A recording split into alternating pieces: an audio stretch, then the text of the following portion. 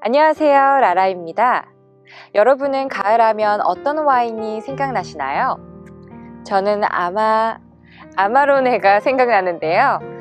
그럼 오늘은 가을의 와인 아마로네에 대해서 얘기해 보겠습니다. 와인의 세계는 무궁무진한 것 같아요. 같은 레드 와인이라도 어떤 나라에서 만드는지, 그리고 어떤 포도 품종을 사용하는지, 그리고 어떤 방법으로 만드는지에 따라서 굉장히 다양한 스타일로 만들어지는데요. 이 아마로네 같은 경우도 아파시멘토라는 특이한 제조 방법으로 만든 레드 와인입니다. 제가 앞서 파시토라는 와인을 소개할 때 이 아파시멘토 방법에 대해서 잠깐 설명을 해드렸는데요. 아파시멘토는 포도를 수확한 후에 볏짚 위에서 포도를 건조시킨 다음에 건조된 포도로 만든 와인을 말합니다. 이탈리아에서 이 아파시멘토 방법으로 만든 와인을 파시토라고 부르는데요. 이탈리아의 북동부에 위치하고 있는 베네토 지역에서 이 아파시멘토 방법으로 만들어지는 와인은 레치오토, 그리고 아마로네라고 불리게 됩니다. 그리고 이 레치오토와 아마로네의 찌꺼기로 만들어지는 와인이 또 있어요. 그것을 바로 리파소라고 부릅니다. 이 아파시멘토 방법은 고대서부터 전해 내려오는 방법인데요.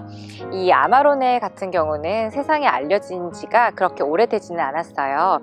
1938년도부터 아마로네가 만들어지기 시작했고, 이 와인 레이블에 아마로네라고 붙여진 지는 1953년도부터예요. 그렇게 오래되진 않았지만 전 세계적으로 굉장히 유명세를 타고 있는 와인이죠. 저는 이 아마로네라는 단어를 생각하면은 굉장히 우아하고 아름다운 여성이 생각나는데요. 하지만 이 아마로네의 뜻은 그것과는 전혀 다른 쓴맛을 나타내는 단어입니다. 아마로네가 왜 이런 뜻인지는 이 아마로네의 탄생 스토리를 알게 되시면 이해하기 쉬우실 거예요. 아마로네는 실수로 만들어진 와인인데요. 제가 베네토 지역에서 아파시멘토 방법으로 만드는 와인 중에 레치오토가 있다고 말씀드렸어요. 이 레치오토는 이제 당분이 알코올로 전환되는데 중간에 그 발효를 멈추고 스위트 와인으로 제조되는 와인입니다. 이 레치오토 와인을 만들다가 중간에 이제 발효를 멈춰야 되는데 그 시기를 놓쳐버린 거죠. 레치오토는 스위트 와인이라고 말씀을 드렸어요. 그래서 달달한 와인인데 당이 모두 알코올로 전환이 됐으니까 굉장히 드라이한 레드 와인이 만들어졌겠죠. 이 스위트 와인을 생각하고 만드는 와인인데 드라이 와인이 되어버렸으니 그 맛은 굉장히 쓰겠죠. 그래서 이 쓴맛을 의미하는 이 아마로네 와인이 생겨나게 됐습니다. 그 베네토의 발폴리첼라라는 지역에서 이 아마로네와 레치오토, 그리고 이 두 가지의 와인의 찌꺼기로 만든 와인인 리파소, 이 와인들이 유명한데요. 그럼 어느 정도 아마로네 와인이 어떤 와인인지는 이제 아시겠죠? 그럼 와인으로 넘어가 보겠습니다. 제가 오늘 소개해드릴 아마로네는 이 마시의 코스타세라 아마로네 클래시코입니다. 먼저 이 마시 와이너리에 대한 소개를 잠깐 하자면, 이 마시는 1772년도에 도스카니 가문에 의해서 창립이 되었는데요. 그때부터 포도나무를 심기 시작했고 그 포도로 아마로네를 생산해내기 시작했습니다. 이 마시는 이탈리아를 대표하는 와인 명가 중 하나이고요. 그란디 마르키 단체에 소속되어 있기도 합니다. 이 그란디 마르키란 무엇일까요? 이 그란디 마르키는 이탈리아를 대표하는 19개의 와인 명가들이 모여서 만든 단체인데요. 마시를 비롯해 사시카이아로 유명한 테누타 산귀도, 바르바레스코로 유명한 가야, 안티노리 비온디산티, 돈나푸카타, 룽가로티, 그리고 피오체사레 등 굉장히 유명하고 훌륭한 와이너리들이 모여서 만든 단체예요. 이 단체는 이탈리아의 훌륭한 와인을 알리고, 그리고 또 그 와인 문화를 전 세계적으로 널리 알리고자 만들어진 단체입니다. 그리고 이 마시 회사는 이 아파시멘토 기법을 꾸준히 연구하고 발전시켜 나가면서 자신만의 훌륭한 아파시멘토 기법을 가지고 있습니다. 그래서 이 뒤쪽에 와인 레이블 보시면 마시 엑스퍼티스 아파시멘토라는 금색 스티커가 붙여져 있어요. 이 스티커의 의미는 이 마시 와이너리의 이 훌륭한 아파시멘토 공법을 뜻합니다. 이 와인 레이블 보시면 코스타세라라고 적혀져 있는데요. 이 코스타세라의 의미는 석양이 비추는 언덕을 뜻한다 해요. 이 아마로네를 만드는 포도의 포도밭이 이 석양이 비추는 언덕 위에 위치하고 있다 해서 이름을 코스타세라라고 지었다 합니다. 상상만 해도 그 석양이 비치는 언덕 너무 아름답지 않을까요? 이 마시의 아마로네는 포도를 수확을 해서 대나무 선반 위에 깔아서 그 포도알을 겨울 동안 약 120일 정도간 말린다 합니다. 이 아마로네는 코르비나, 론디넬라, 그리고 몰리나라 이 세 가지 레드 포도 품종이 블렌딩 되어 있는데요. 이 각각의 포도의 수분의 건조도는 다르지만 평균적으로 30에서 40% 정도의 수분이 건조된 포도로 와인을 만든다고 합니다. 이렇게 오랜 기간 공들여진 와인이기 때문에 아마로네는 일반 레드 와인보다는 가격대가 조금 높아요.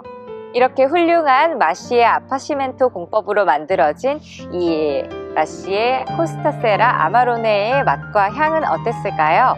저희 테이스팅 노트 공유할게요. 먼저 이 와인을 오픈해서 푸어링 했을 때 색깔은 루비에서 가넷색 정도 레드빛을 띄었고요. 강도가 그렇게 깊진 않고 굉장히 맑은 와인이었습니다.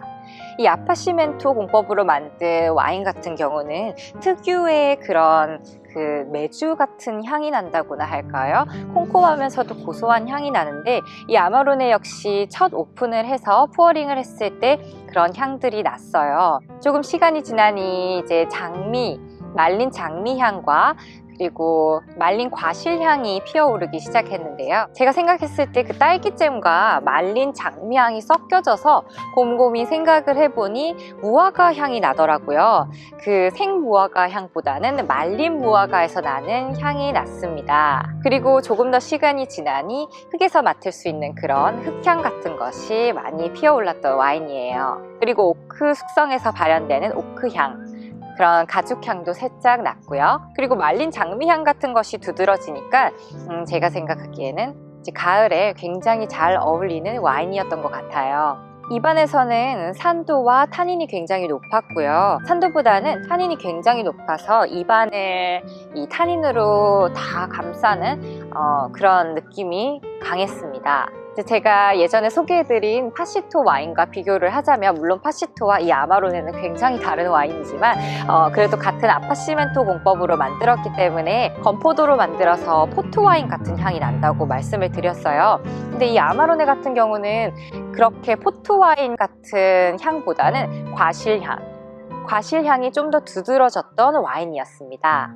그리고 입안에서도 역시 과실향이 두드러졌고요. 그런 말린 과실향이, 그리고 이제 다른 오크 숙성에서 발현되는 그런 스파이스함도 피어올라서 굉장히 입안에서 향기로웠던 와인이었어요. 저는 이 와인을 식사 후에 치즈와 함께 먹었는데요. 파마산 치즈와 함께 마셨어요. 굉장히 잘 어울리더라고요. 생산자도 그 고기류와도 다 잘 어울리고, 그리고 딱딱한 치즈류와 함께 마시길 추천하고 있습니다. 그리고 또 제가 초콜릿과 함께도 마셨는데요.